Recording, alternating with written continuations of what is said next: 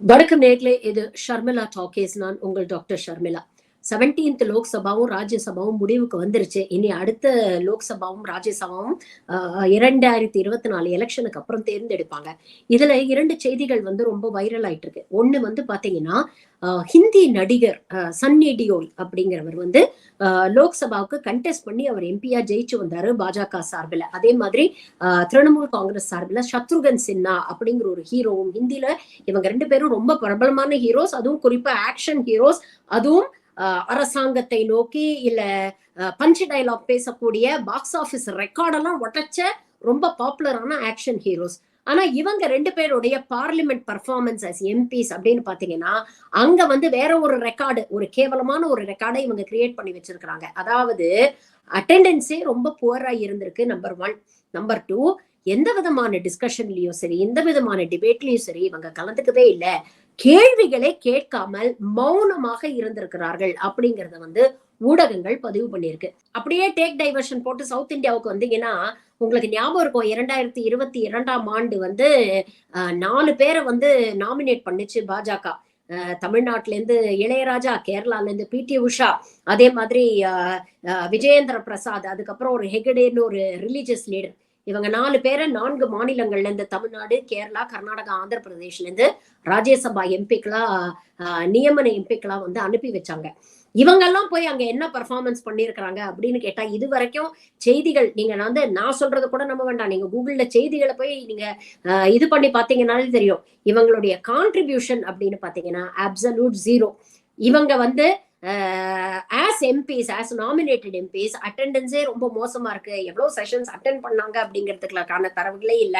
அதே மாதிரி அங்க போய் இவங்க ஏதாவது பாசிட்டிவா கான்ட்ரிபியூட் பண்ணாங்களா, இவங்க நாமினேட் பண்ண அந்த மாநிலம் சார்பாக, மாநில உரிமை சார்பாக ஏதாவது ஒரு கேள்வி கேட்டிருக்காங்களா அப்படின்னு பாத்தீங்கன்னா எதுவுமே கிடையாது. இன்ஃபேக்ட் பிடி உஷா ஒரு படி மேல போயே மல்யுத்த வீராங்கனைகள் போராடும் போது அங்க போயிட்டு, ஐயோ ஏன் இப்படி பாஜகவை எதிர்த்து இப்படி போராடுறீங்க, நாட்டுக்கு ஒரு பெரிய அவமானத்தை தேடி தரீங்க அப்படின்னு அந்த வீராங்கனைகளை கேள்வி கேட்டாங்களே தவிர, பாஜகல ஏன் இந்த மாதிரி பெண்களுக்கு எதிராக பாலியல் வன்கொடுமை செய்யக்கூடிய ஒரு ஆளை இன்னும் எம்பியா வச்சிருக்கிறீங்க, முதல்ல அவர் தூக்கி எறிங்க அப்படின்னு அந்த பெண்கள் சார்பாக பிடி உஷா வந்து போராடல அப்படிங்கிறது குறிப்பிடத்தக்க ஒரு விஷயம். அப்ப இதெல்லாம் எதுக்கு சொல்றேன்னா, அடுத்த எலெக்ஷன் வரப்போகுது.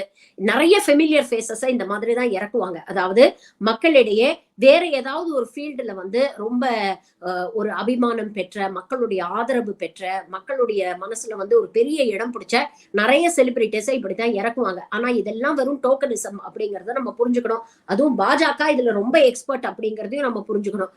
இளையராஜாவை வந்து எம்பியா நாமினேட் பண்ணும்போது என்ன சொன்னாங்க, இளையராஜா போன்ற ஒரு சிறந்த இசையமைப்பாளரை எம்பியா நாமினேட் பண்றோம்னு அவங்க சொல்லவே இல்லை. இளையராஜா என்ற பட்டியலினத்தை சேர்ந்தவரை நாங்க எம்பியா நாமினேட் பண்ணிருக்கோம் பாருங்க, ஒரு எஸ்சி எஸ்டியை கொண்டு வந்து நாங்க உட்கார வச்சிருக்கிறோம் பாருங்க அப்படிங்கிற மாதிரிதான் பாஜக ஈகோ சிஸ்டம் பேசிச்சே தவிர, இளையராஜா என்ற தனி நபர், அவருக்கு இருக்கக்கூடிய ஆற்றல், சங்கீதத்தில் அவருக்கு இருக்கக்கூடிய புலமை, அவருடைய அச்சீவ்மெண்ட்ஸ், இதை பத்தி பாஜக ஈகோ சிஸ்டம் பேசவே இல்லை.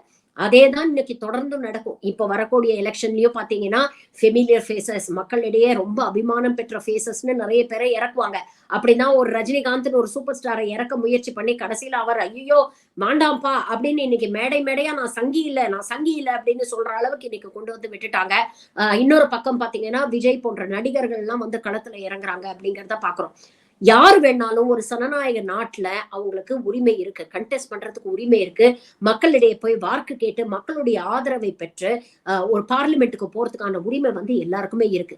ஆனா அங்க போனதுக்கு அப்புறம் நீங்க அதே மக்களுக்காக, உங்களுக்கு ஓட்டு போட்ட மக்களுக்காக நீங்க என்ன செய்யறீங்க அப்படிங்கிற ஒரு கேள்வியும் மக்கள் எழுப்ப வேண்டிய ஒரு நேரம் இருக்கு.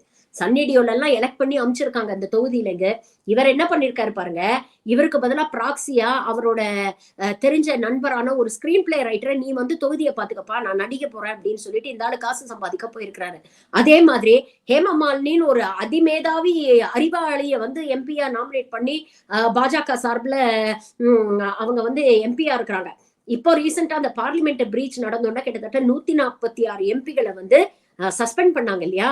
அப்போ ஹேமமாலினி கிட்ட போய் ஒரு இன்டர்வியூ கேக்குறாங்க, ஏன் இவங்களெல்லாம் சஸ்பெண்ட் பண்றாங்க, இதெல்லாம் தப்பு இல்லையா அப்படின்னு கேட்டதுக்கு அந்த அம்மா என்ன தெரியுமா சொல்லுது, அப்படிதான் சஸ்பெண்ட் பண்ணுவாங்க.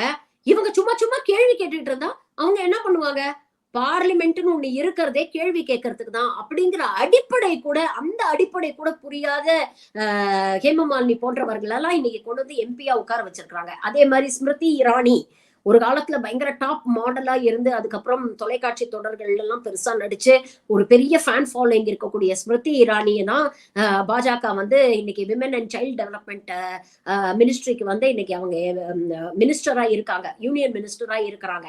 அவங்க வந்து உலக பசி குறியீட்டில் இந்தியா 111வது இடத்துல இருக்கு, இத நீங்க எப்படி பாக்குறீங்க அப்படின்னு கேட்டதுக்கு அந்த அம்மா என்ன பதில் தெரியுமா சொன்னாங்க? நீங்க யோசிச்சு பாருங்க, நான் காலையில கிளம்பி வீட்டுல இருந்து ஏர்லி மார்னிங் கிளம்பிட்டேன், இங்க ஒரு மீட்டிங் அட்டென்ட் பண்ணிட்டு அடுத்த ஃபிளைட் பிடிச்சு அங்க போய் அங்க ஒரு மீட்டிங் அட்டென்ட் பண்றேன், அங்கிருந்தும் உடனே கிளம்பி நான் வேற ஒரு இடத்துக்கு போய் வேற ஒரு மீட்டிங் அட்டென்ட் பண்றேன். இப்படி நாள் பூரா வந்து இன்னைக்கு ஒரு 10-12 மீட்டிங்கை நான் ஷெட்யூல் பண்ணி வச்சிருக்கேன்.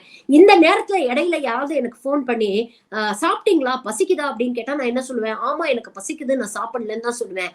அப்படி இருக்கு இந்த சர்வே அப்படின்னு ஏழை எளிய மக்களுடைய பசி பட்டினிய அவ்வளோ அலட்சியமா பேசுறாங்க. இப்படிப்பட்ட நபர்களை நாம தேர்ந்தெடுத்து நம்மள ரெப்ரசன்ட் பண்றதுக்கு, நம்ம குறைகளை பேசுறதுக்கு பார்லிமெண்ட்டுக்கு அனுப்பணுமா அப்படிங்கிற கேள்விய மக்களான நாம தான் கேட்கணும். அப்போ ஒரு தொகுதியில வந்து ஒரு எம்பி போட்டியிடுறாங்க அப்படின்னா எந்த கட்சியை சேர்ந்தவங்க, எந்த கொள்கையை சேர்ந்தவங்க அப்படிங்கறத தாண்டி அந்த கேண்டிடேட்டோட தனிநபருடைய தகுதிகள் என்ன அப்படிங்கறத முதல்ல பாருங்க.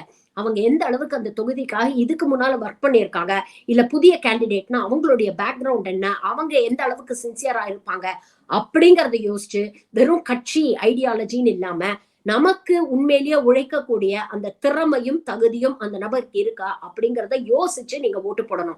வெறும் ஒரு கட்சியை சார்ந்த ஒரு நபர் அப்படிங்கிறதுக்காக அவர் ஓட்டு போடுறதோ, இல்ல ஒரு கொள்கையை சார்ந்த ஒரு நபர் அப்படிங்கிறதுக்காக அவங்களுக்கு ஓட்டு போட்டாங்கன்னா நாளைக்கு உங்க பிரச்சனைய பார்லிமெண்ட்ல பேசுறதுக்கு ஆள் இருக்க மாட்டாங்க.